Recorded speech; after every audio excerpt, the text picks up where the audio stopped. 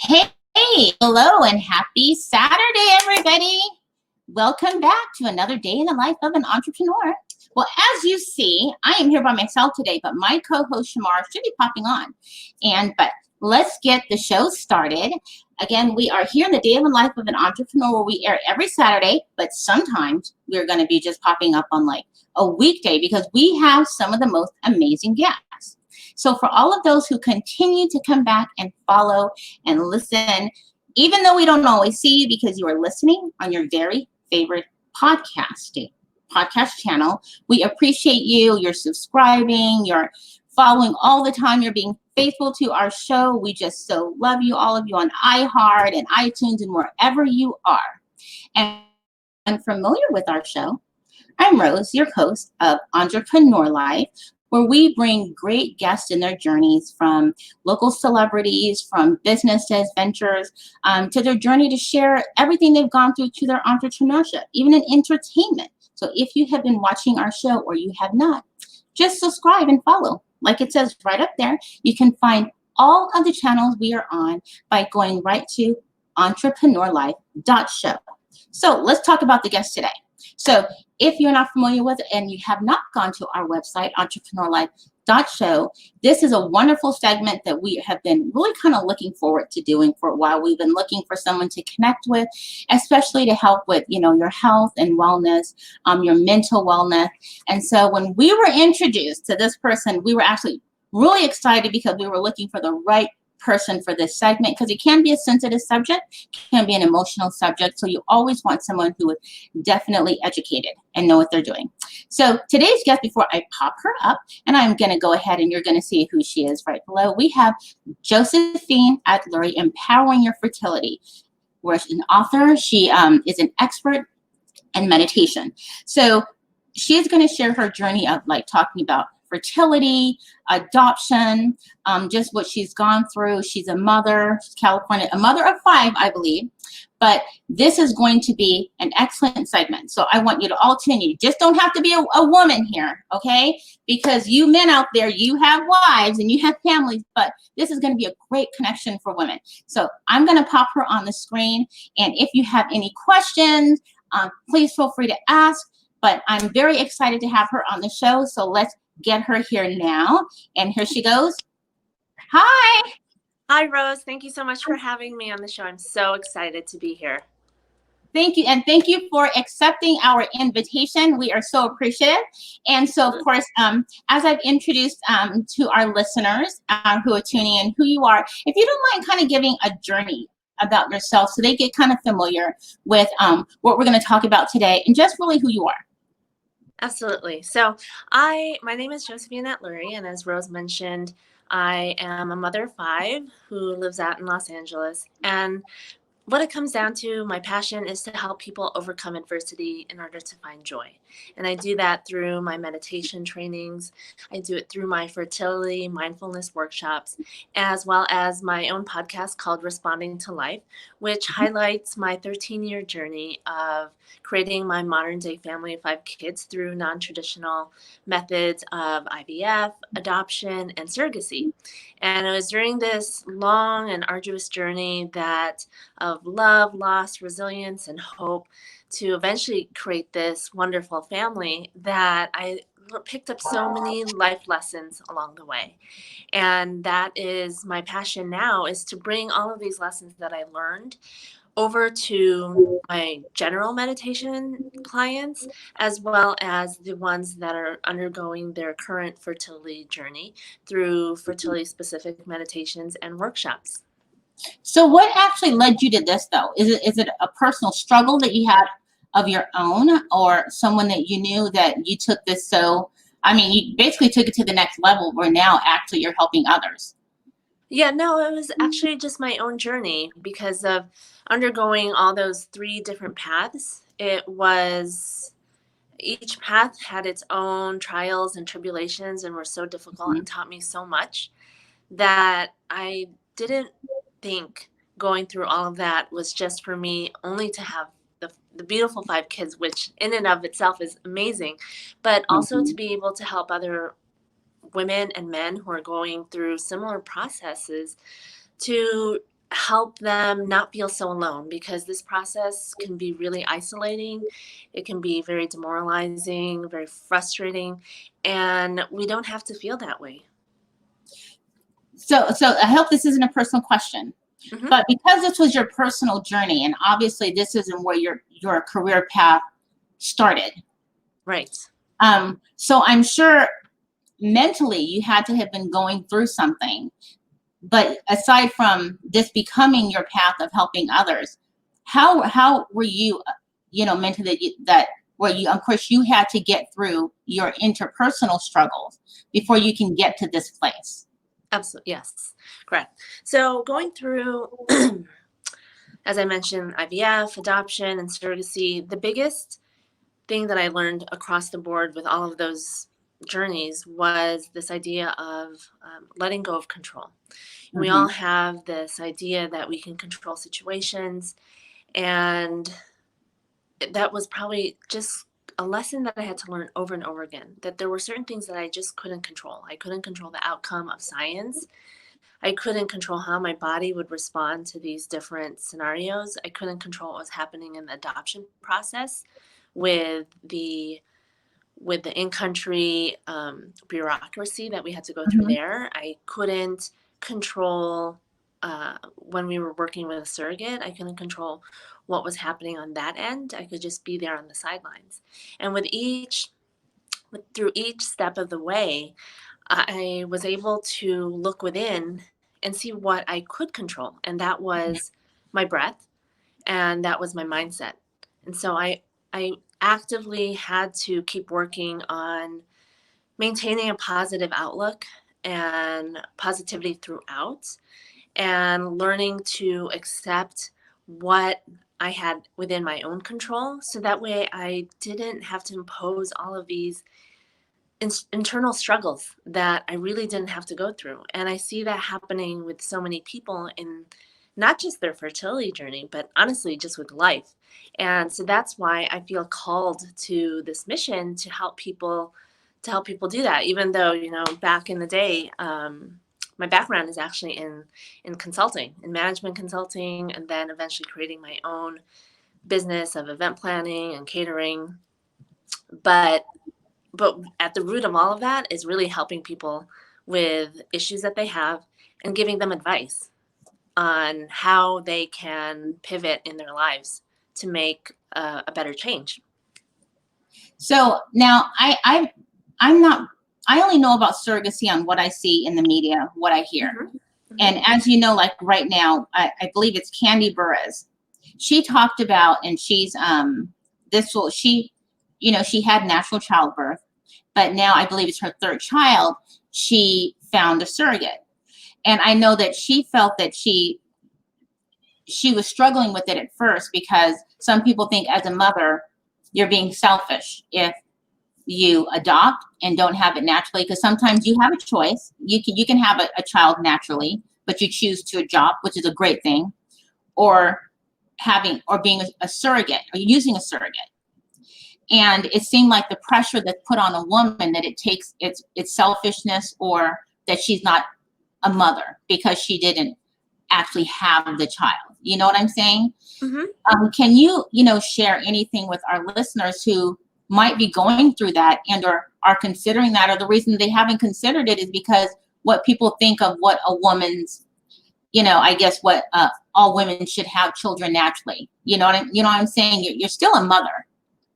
Right. Yes. So we impose all these labels on ourselves, men or women, as well as labels and expectations of what our life should look like. And one of Mhm. those things for women, because we're the ones who can carry children, is that we put this label that we are supposed to be able to produce children. Right. And that if we aren't able to do that, in some way we have failed in life, we have failed ourselves, we have failed our families. And that is such an unfortunate and really difficult cross to bear. When in many instances there is some sort of underlying issue that is preventing you from being able to do that through no fault of your own. And so even with my own journey with pairing with a surrogate who's just such an amazing individual, I still even I still had to go through this process of dealing with the emotions that came with that. And throughout the whole thing, I felt I had to constantly provide some self-talk for myself, of reminding myself that I was not this failure and that I was not less of a person because I was not able to carry the children for this pregnancy. Mhm. And it was a constant inner battle, a battle that all of us have with whatever issues that we have in our own lives. But what got me through it is this constant reminder of that I am not a failure. I am a woman who is just trying her best, and that this doesn't define who I am. Mhm. This inability to do this one thing in life doesn't just define my entire life and my persona. And that was just, you have to keep reminding yourself it. And I really want that to be a message that I impart upon people who are considering surrogacy, because doesn't it really doesn't define who you are. And What's the process of surrogacy? Because it must be, I mean, it's one, finding the right person. mm-hmm, And, of course, I don't know a lot about it, but I hear that, what, and the legal implications of how do you know the mother won't come back or won't want to keep the child in the end? The trust factor. I mean, it right. has to be some. How does someone, if they want to consider surrogacy, that know nothing about it, how does that process work? And I'm sure I would consider some therapy or counseling or something beforehand to prepare for what is going to happen or what could Yes. happen. No, that's a great point, Rose, is to definitely speak with some sort of counselor, you and your partner, to go over all the feelings. That would be a great way to support you as you're trying to come up with that decision, and then also throughout the whole process, because a lot of feelings will be brought up. But in terms of your question of how to start, we have the benefit of the internet, so there's a lot of surrogacy companies that you can look into, and Mhm. it is all dependent upon state, because certain states don't formally recognize surrogacy. For example, with New York, they just that it just became legal there. Before, you could not participate in surrogacy over there. And so make sure to look up your state's regulations. And then you have to not only work with an agency to help you find a surrogate, but then you also have to work with a legal department, a lawyer, to Mhm. draft up all of the contracts that state specifically that you are the intended parents, and that you're the surrogate going into the agreement is just the surrogate. And so there's a lot of all of that in background until you finally get to the point where you go through the fertility treatments. And so it's really quite the endeavor, because there's so much happening leading up to it. But if you're able to work with, and we looked at a bunch of agencies, all of them are, the ones that we went with was fantastic Mhm. and really helped us in what was such a very confusing and sometimes difficult process. So you won't feel so alone if you work with an agency. They'll definitely guide you every step of the way, which is important because, as I mentioned, there's just so many steps involved. What are the pros? And there's my co-host. Hey, Shmar, she got in. Woo! I Hi. told you you're on the island, so your reception kind of sometimes sucks where you are. Yes, I do apologize for the delay. I was having a little bit of technical difficulties, but I'm here. I'm excited to hear all about your journey and your story, and I'll just I'm fill so in where I glad. can. Nice So, to meet you. so what would be the pros and cons of surrogacy? Because I'm sure it isn't all bells and whistles. Like, oh, great, and now they're going to give me the baby, and we're done. Right. Yeah. So, the pros and cons, really, if you're debating surrogacy versus adoption, um, both of those as cons are very expensive. I can't quite remember like the breakdown of costs, but they are very expensive. And another con of surrogacy, but same as I mentioned with adoption, is uh, this idea of letting go of control, in Mm-hmm. that you need to then put your trust into an agency, whether it's an adoption agency or a surrogacy agency. In the adoption process, you're typically aren't working with the birth mother. The child's already born in most Mm-hmm. instances.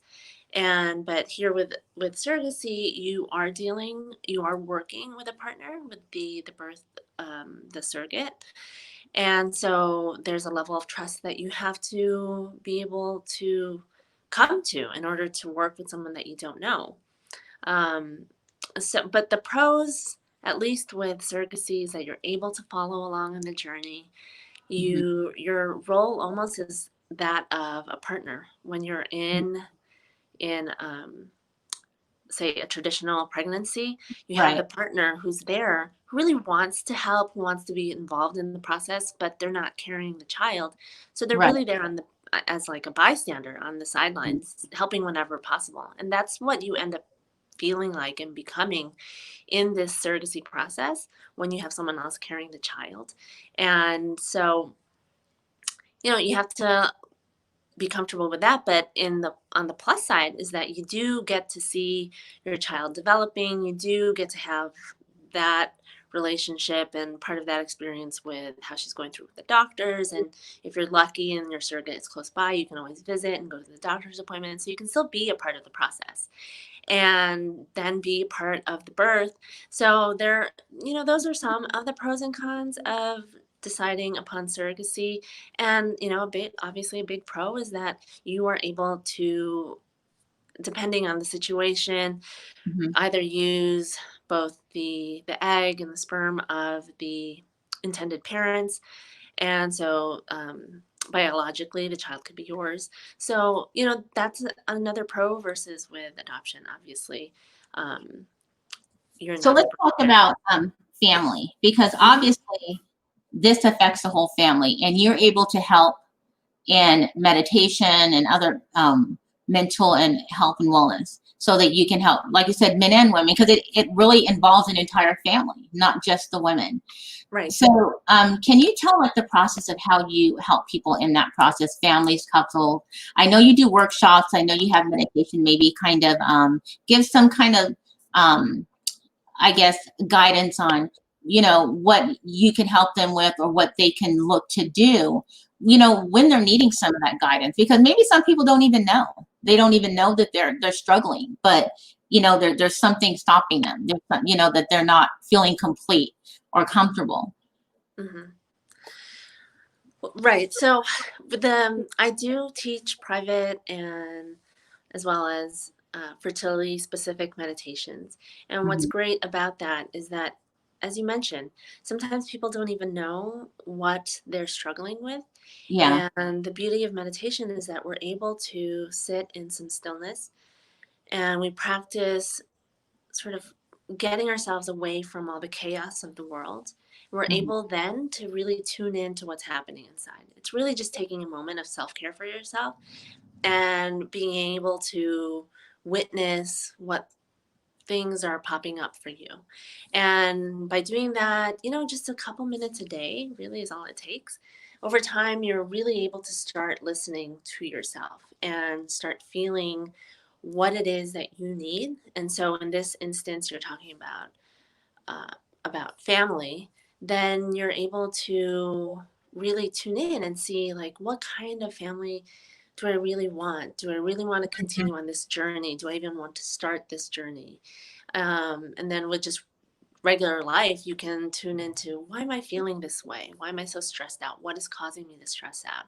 It's really just a moment of taking a time out, is what I like to call it, hitting the pause button on your day, in your life, and allowing yourself to have that moment of nourishment and self-care so that you can listen to what's happening within you.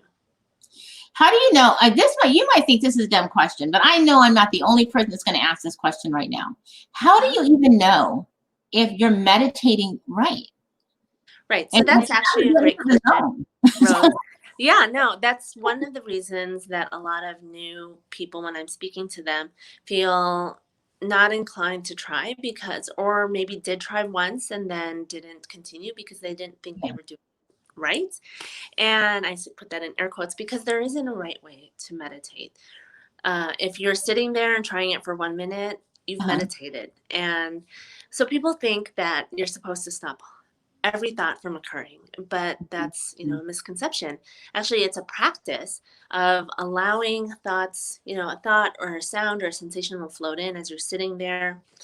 And then what you need to do is gently acknowledge that thought, sound, sensation, and then allow it yourself to send it back on its way, to return to at another moment when you can focus on it. And then you're returning back to your point of focus, whether that's your breath or a mantra or whatever perhaps you're doing a guided meditation on an app or something.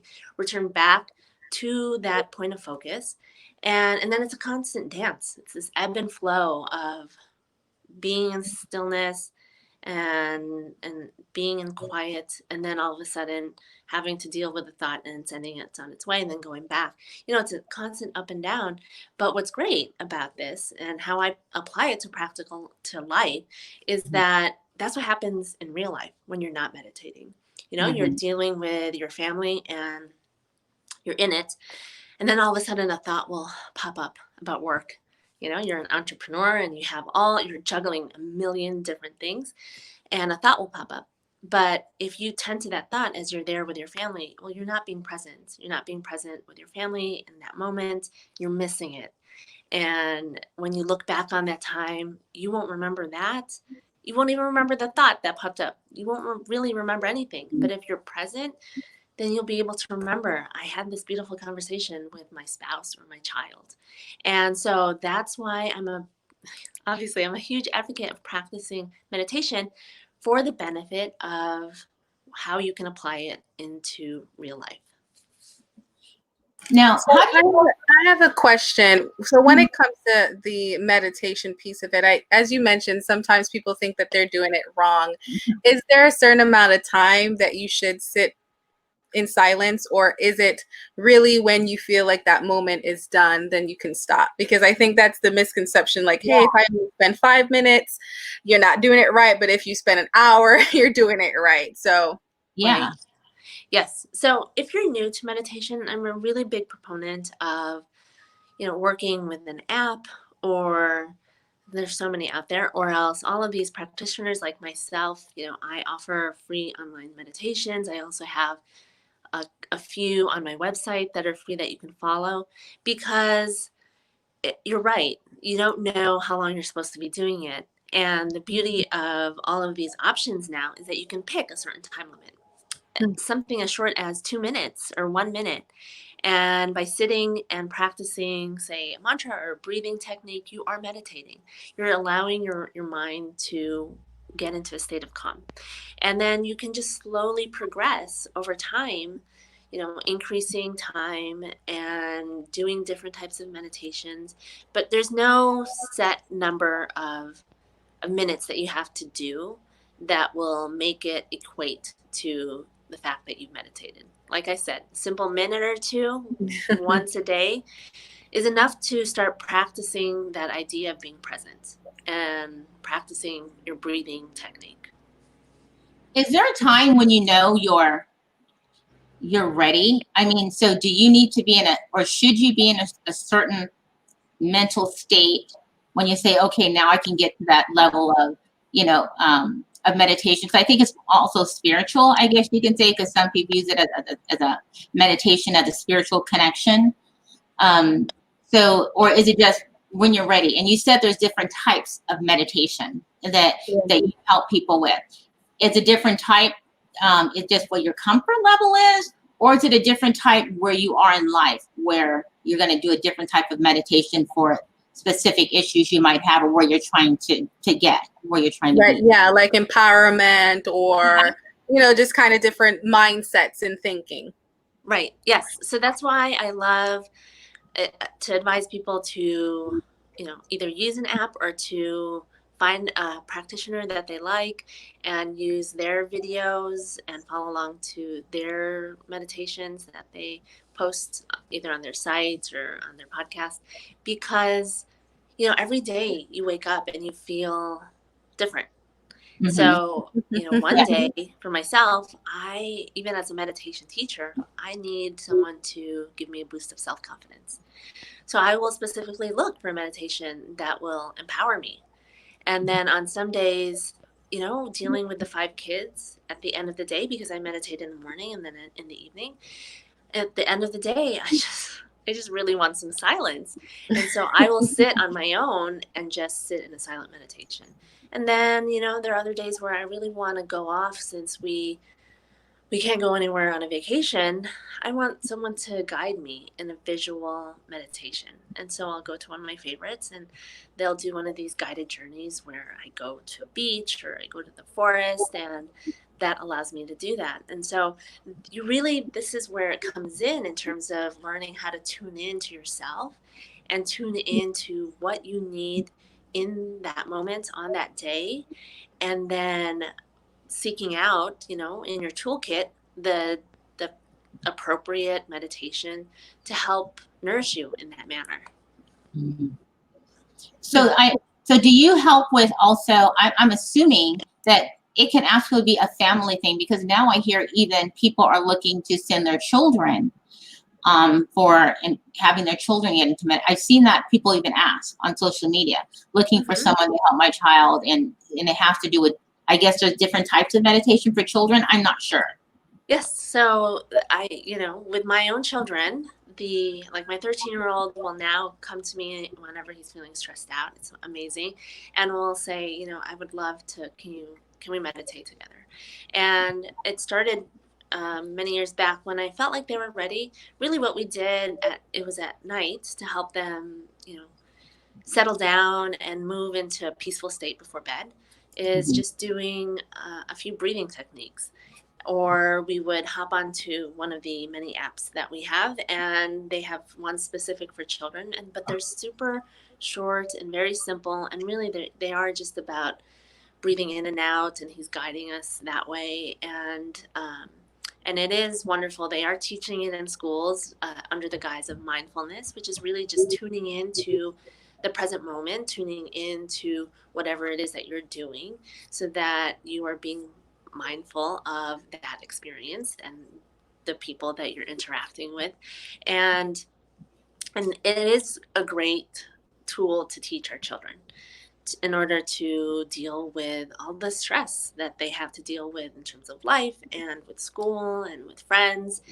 Just learning how to tune into the breath that we all have inside and at our disposal is something that's really great for them to be able to do. So do you think that, because typically in schools, speaking specifically about children, say there's a child that does have like ADHD or something like that, right? Where they quick to say, hey, this child needs medication. Do you think that this can be something that can help with getting them to a state of calmness so that they can essentially not be placed on meds in order to kind of deal with? Right. Yes. So I'm not a doctor or a therapist, so I can't advise against going medication. That's for everyone. That's a family choice, and that's something that they should consult with their doctor. But I do feel that having meditation as one of the many tools and strategies for a child who has certain issues or disabilities, that it is always, it's never a negative to have meditation as one of your tools to go to help bring you into a state of relaxation, to help you pivot your mindset into one of positivity. So I definitely advise learning it so that you can have something else to go to. Got it. Is this something that you can do? You do virtually, right? So you can actually, because you would think you have to be, whenever I think of meditation, I think yoga, but now it's like, it's really not, you automatically, it was like something that you did with yoga. Right.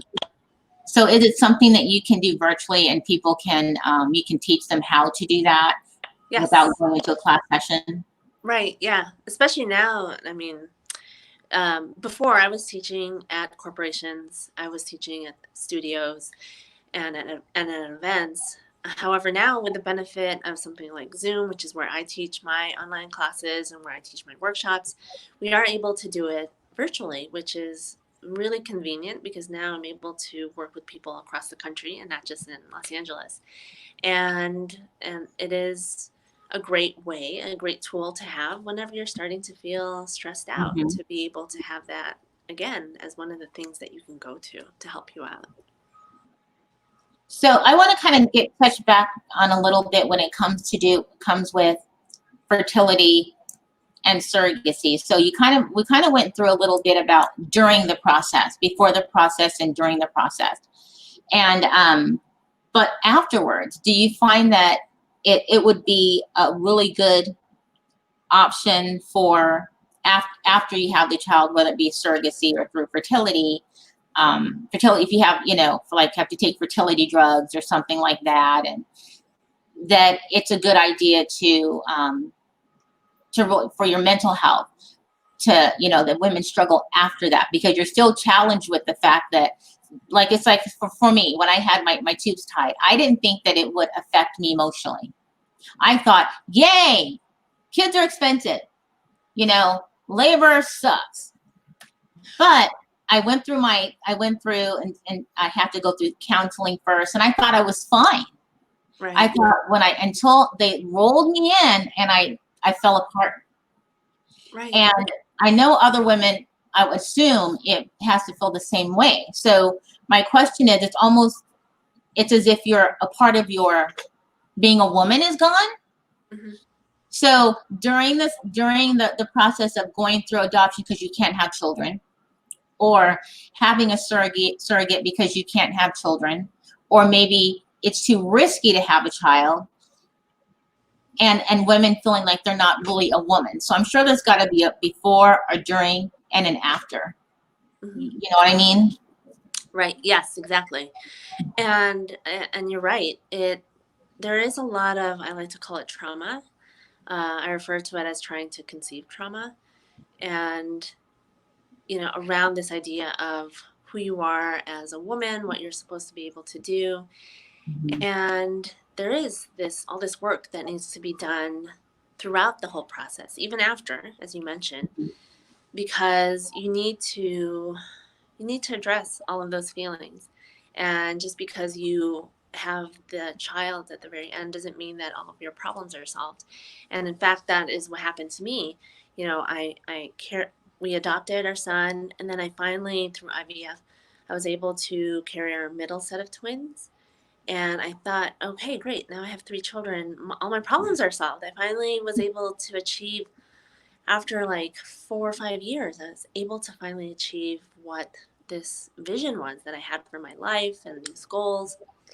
And then out of the blue, I was getting back into shape after the pregnancy. I was training for a race as a way to motivate myself, and the race finished and it was fantastic. And then this idea of having to maintain this wonderful physique that I accomplished was just Mhm. too much for me, and I developed an eating disorder, which I had never had before, and it hit me out of left field in my early 30s. I became bulimic, and after I went through individual therapy and group therapy to finally deal with it, what came about in all of that inner work was that I never dealt with all of these suppressed emotions from that journey, because what this was manifesting into was this idea of having to control a situation and Right. not failing at something yet again, and not feeling deserving because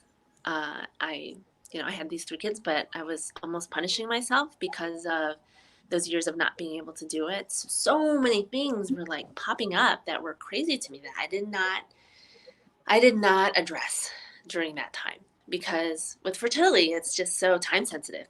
You don't really have Mhm. time to pause and evaluate yourself. But what I'm proposing is that you do take some time in between each maybe cycle that you're doing in between each major decision, to really sit down, whether it's with a therapist or with just your partner and yourself, to really dig deep and feel all of the feelings. Don't suppress them.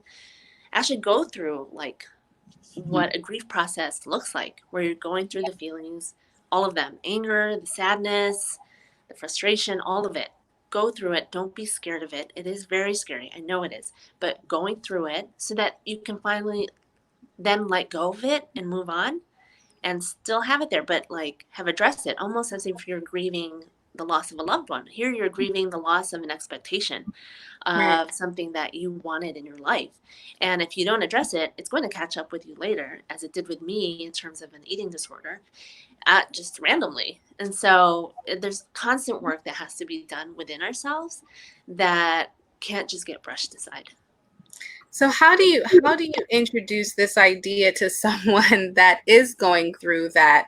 And I can talk from just personal experience. My stepmother, she's been trying to have a child for years, and and so she constantly had miscarriages, and so that sense of like, again, not feeling like a woman or being able to accomplish that set goal of being a woman. And so we can see it in her daily actions and how she deals with people, like, recognizing that she's more comfortable interacting with children and not adults because of the fact that a child grows up and leaves you. And so we've seen this in her behavior, and we notice that there's something wrong, but we don't know necessarily how to like address it or help her understand that there is trauma and that she needs to seek some guidance. But it's been a challenge. So just talking about this topic, I think, is surfacing because it's something that I'm dealing with personally, with someone that did raise me for, since I was 13, and been trying to have her own kind of child, and it just didn't kind of work out. So how do you help someone? It is hard to it is hard to support a friend or family member going through this. And even for myself, when I was going through it, I didn't reach out to my friends and family, primarily because I was one of the first within my group actually trying to have kids. We got married really young. And so there wasn't anyone who could really talk to me just on that alone. But then there wasn't anyone who could talk to me about all of these struggles that could really understand it from my vantage point. And as anyone who struggles with anything, whether it's addiction or loss or anything, you have a hard time hearing advice or words of comfort from someone who hasn't gone through or isn't going through what you are. It always feels better when you're speaking to someone who can really get you. And unfortunately for me, back almost 20 years ago, when I was starting this whole process, we didn't have the benefit of all of these great groups online. As I'm starting to delve into this world, I'm so amazed by all the support groups that are out there on Facebook, on Instagram, and all of these offshoot ones that are just private, where you can meet up with women who are going through something somewhat similar as you are. Everyone has a different case, but is going through this infertility journey. And there is some major comfort in speaking, or even just if you don't feel comfortable speaking yet, just being a witness and within the comfort of other people. I was recently, I sat in one of these groups just this week, and hearing these women talk about their experiences was really, and then seeing how they support each other, was just so heartwarming, because I really wish that I had that myself. So in terms of, your stepmother or anyone who's listening who has a friend or a loved one going through this, I would just make it clear to them that you are always there for them, that you are always there to support them, even if it means just listening and just being someone that, like a shoulder to cry on, or just being their phone call where they can vent, or and then you can also tell them that, you heard about all of these support groups that are available now to people. And they don't even have to like formally join. They can even just hop on to say Instagram or Facebook and see, like, follow certain like hashtags or feeds and see what other people are going through, just to know that they're not alone. And that is like such a big piece of it, of feeling a little bit better. And then it kind of opens up the door for them to be able to start speaking about their own feelings eventually, whenever they feel comfortable. But I think just making it clear to, say, your stepmother or your loved one, that you're there for them, and that you, if they ever want to just like see other things that are out there, that you're willing to help them out in any way. And then really let them be the ones to initiate it, because at the end of the day, they need to be able to want the help. Want it. Right? We can't force anyone to do that. Were you defensive when there was any, someone that what came to you with Ugh. these same thoughts of like, yeah, okay. Yeah, well, not so much defensive. I am always very polite to people. Other people's feelings are very special to me. And so I would be very courteous and listen. But I could only listen for so much. Anything really at that point was a trigger for me. Like Right. seeing a friend who did eventually become pregnant after I was in this for years, or getting a baby announcement. Just little things would set me off. And so, I did try to change my mindset in terms of thinking, okay, this person is just trying to be helpful, so not to get so defensive, not to get so upset. And that helped me to not take it to the extreme. I would think for talking about adoption, I could see that there would probably be a big difference between, obviously there's a big difference when you're doing surrogacy, but at some point in time, you would think as the child grows, that now there's going to be, there might be a concern with now explaining that the child's adopted, and or if it comes to where they want to know the adoptive parent.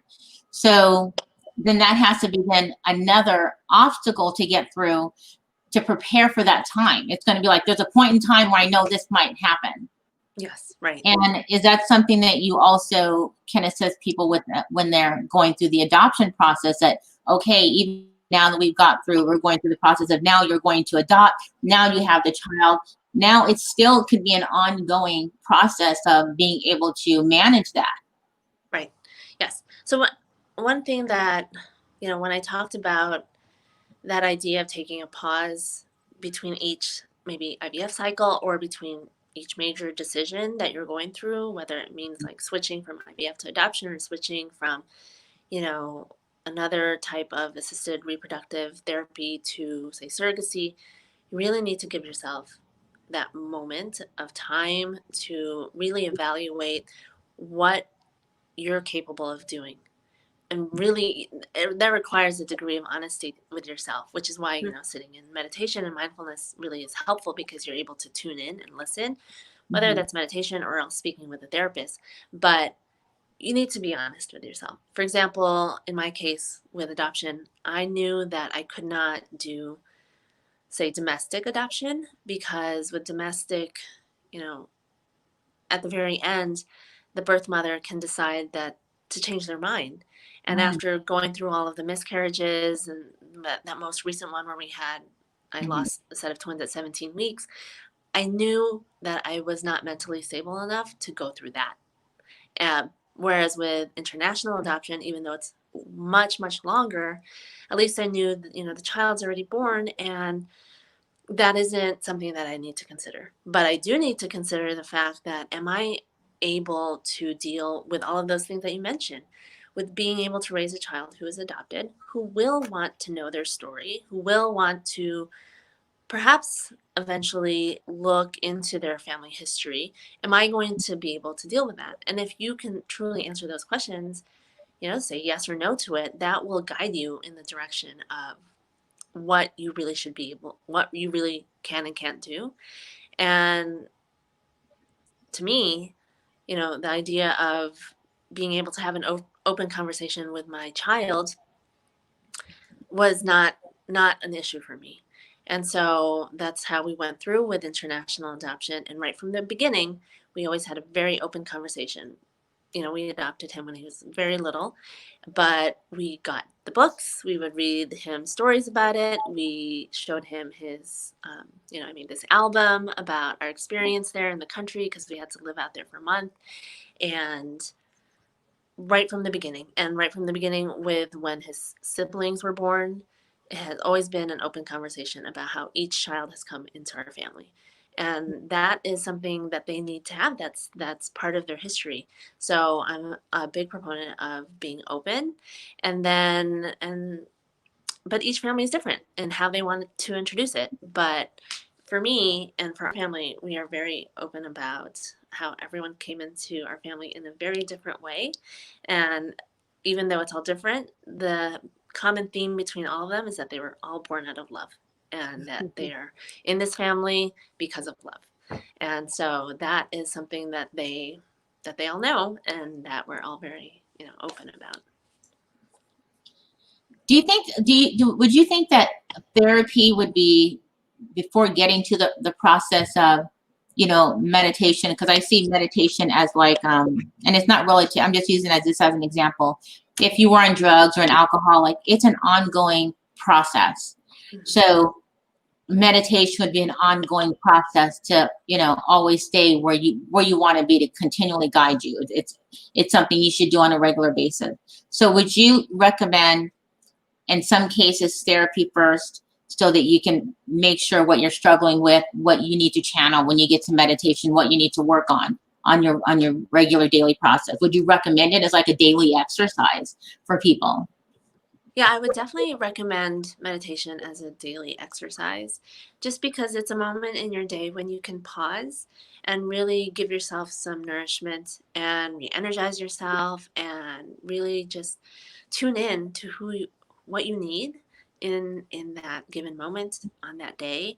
To the question of should you work with a therapist first, that really depends on what other conditions you have, what issues you have, how deep rooted they are. That's not something I can answer. However, I do know that with meditation, if you're able to incorporate it in every day, at least you know that you have taken a moment to really train your brain to move from a state of stress and into a state of relaxation. And that's what happens every time you tune into your breath. Anytime you slow it down in the act of meditating, that's what's happening. You're moving from that fight or flight response, that stressful response, and then you're activating your rest and digest response, because they can't happen at the same time. And so you're actively moving from stress into relaxation, and you're training your brain on how to do that by activating that breath, by slowing it down, by witnessing it. You are showing your body and your mind that you can put yourself into a state of calm, which, practice every day, just like practicing the piano or doing anything else. It does take time, but you get benefits immediately. So I know I wasn't here for the first 15 minutes of the show, but I wasn't sure if you did share with us breathing exercise, just something that's simple that we can like take from the show and put into action right away. Yeah, so I would love to. Your videos here, so I was hoping you can kind of explain a few of them and show us, like, there's these, if you can see them on the screen, that would be helpful. Yeah, great. So the first one is called ocean breathing. And as I was talking about with our breath, if we're able to slow it down and tune into it, we get both that biological response of switching from stress into relaxation in our brain. And then you also get the psychological benefits of being able to distract yourself, divert your attention from stress into your breath, witnessing it and being in the present moment. So there are many breathing techniques you can do. The one that you have up on my website is called the ocean breath. And the reason I call it that is because it's like the ocean waves that come into the shore. When they come in, they don't stop. They just come in, they float in, and then they immediately float back out. And there's never a pause. It's this constant ebb and flow. And that's what, in that video, that's what we're doing. So we're inhaling as slowly as possibly as you can. So you're inhaling. And then without pausing, you're flowing your inhale back out into an exhale. And then at the bottom of your exhale, as you're exhaling,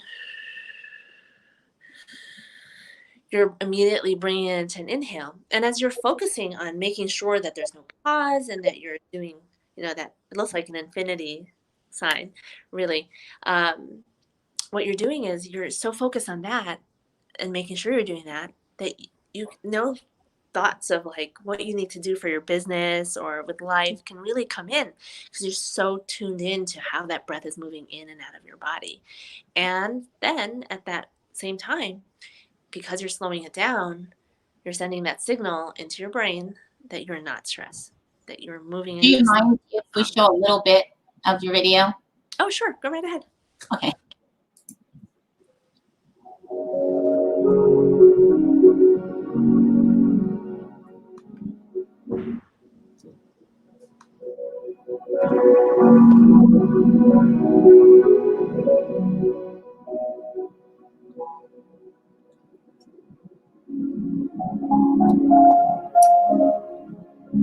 Hi, welcome to Carpool Meditation.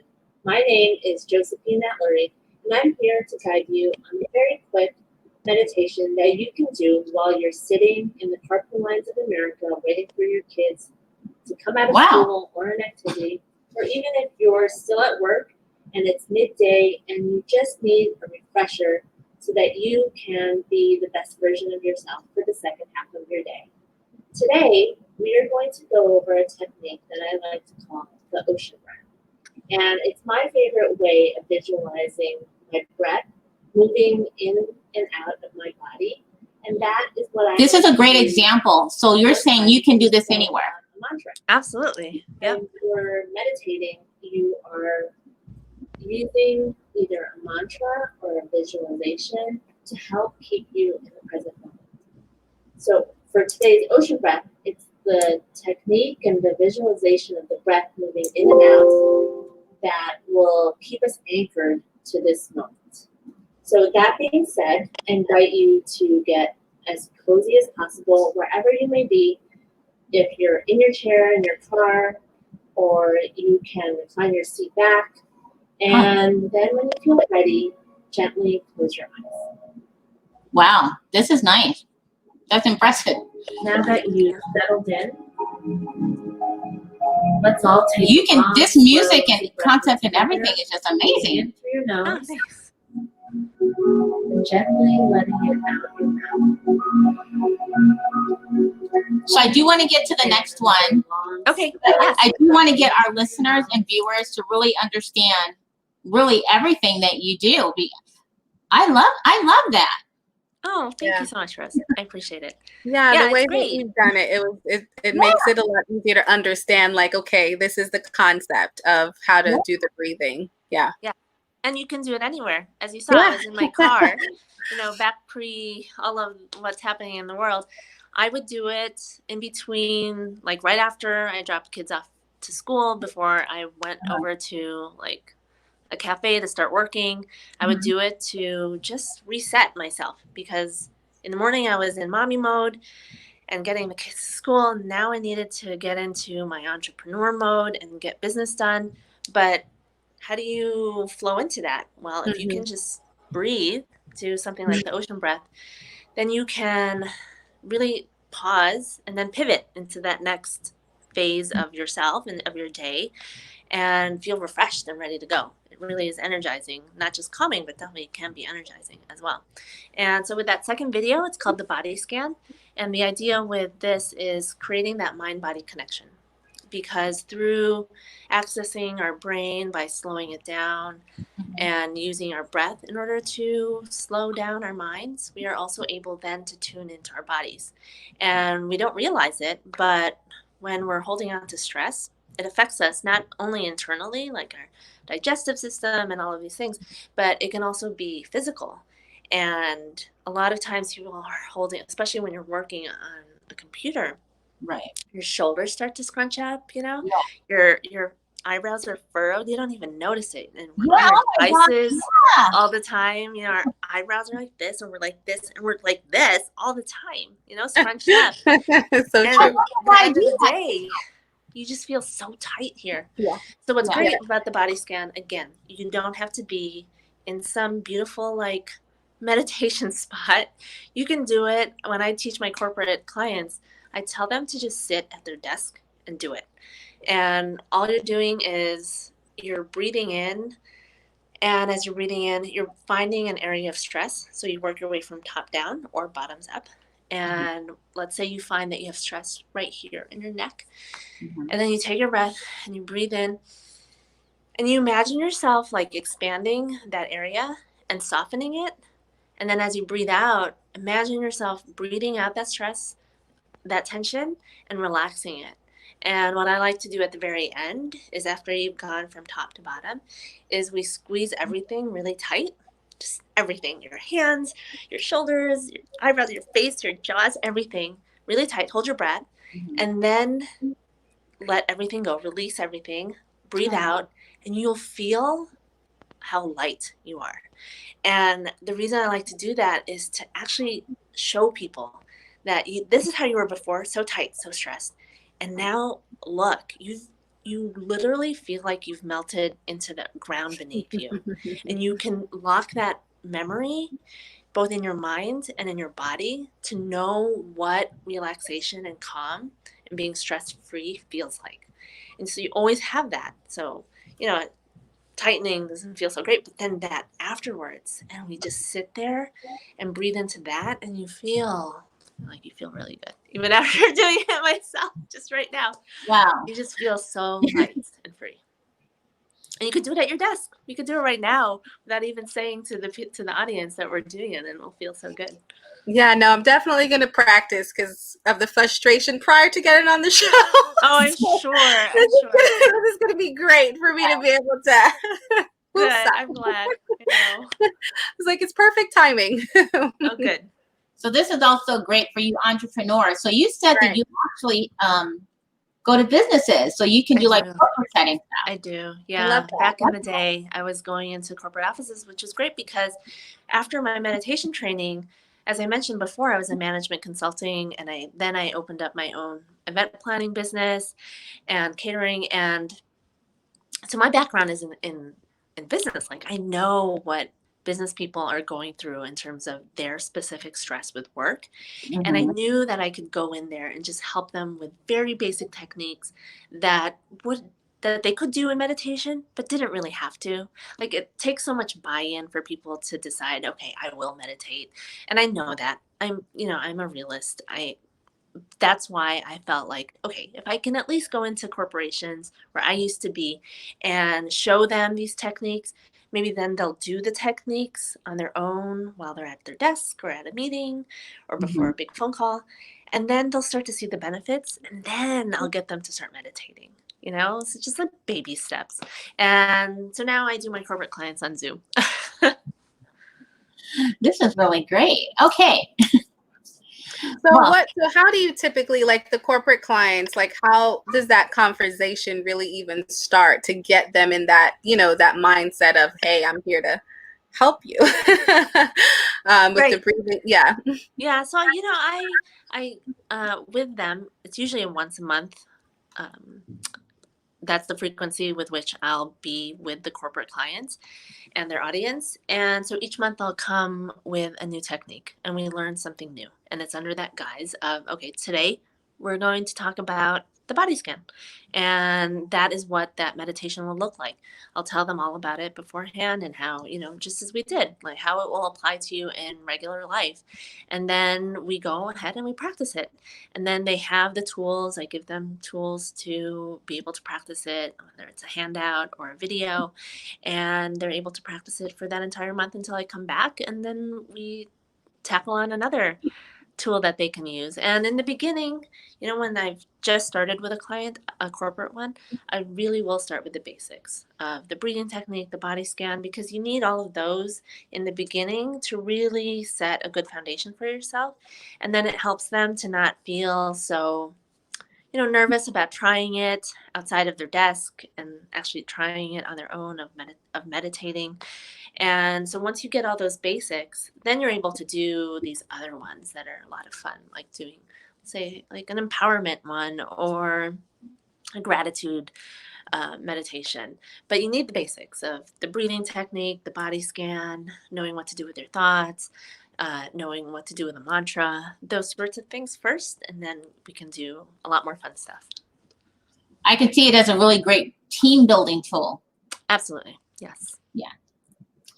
Well, we're coming to the end of our show, the close of our show, and I think we got a lot of information. I hope that everybody who's been out there listening really enjoyed the show and what we have shared today, and with our guest Josephine. And is it, how do you say, Atluri? Atluri. And so, but before we go, because some people may not be watching live on social media, I want to make sure people can find you. And of course, if you watch on the replay, you'll just see her and you'll see everything about what she has going in some of those great meditation videos, which I'm seriously going to use. Can tell everybody who just are listeners on their favorite podcast how they can really connect with you. Well, I would love that. And thank you so much for this opportunity to share. On my website, it's JATLURI, JATLURI.com. There are 3 free video meditations that you can follow. If you sign up, when the pop-up comes up, you'll receive the monthly newsletter. And every month, there is a new guided video meditation that I put in the newsletter that doesn't go up right away on my website. And you'll also receive the link to the free meditation that I do every Wednesday at 1:30 p.m. PST on Zoom. And then you'll also see a link to my own podcast called Responding to Life, which is all about my infertility journey and parenting tips. And so that you can find on Apple and Spotify and all of that. And also on the website are the episodes. And that's where I go into more in depth about what adoption was like, what the surrogacy process was like, all the miscarriages and IVF. And on social media, on Instagram, you can find me at Josephine R. Atluri. And I hope to connect with all of you. And if you have any questions about meditation, I am always happy to answer. You can connect with me on my website or on Instagram. And then actually the last thing on there would be you can book private meditation sessions with me, general ones or fertility specific ones. And I also have an upcoming fertility workshop on August 1st at 11 a.m. PST on Zoom, where we will do all these basic techniques of meditation, but with your infertility journey in mind, and how you can use it when you're waiting in the doctor's offices, when you're waiting for your pregnancy test to see if it actually worked, all of these times when you need to be calm and can really benefit from using all of these techniques. Okay, well, thank you so much. Yeah, it was such a pleasure speaking with both of you. Thank you for having me. Well, thanks to all of our listeners again for following us. I hope you have enjoyed our segment. And be sure to subscribe and follow us at entrepreneurlife.show, where you can see all of our past guests, our calendar for all of our upcoming guests, as well as how to connect with each of our guests. And we will see everybody next week. Bye, everybody. Thanks for tuning in.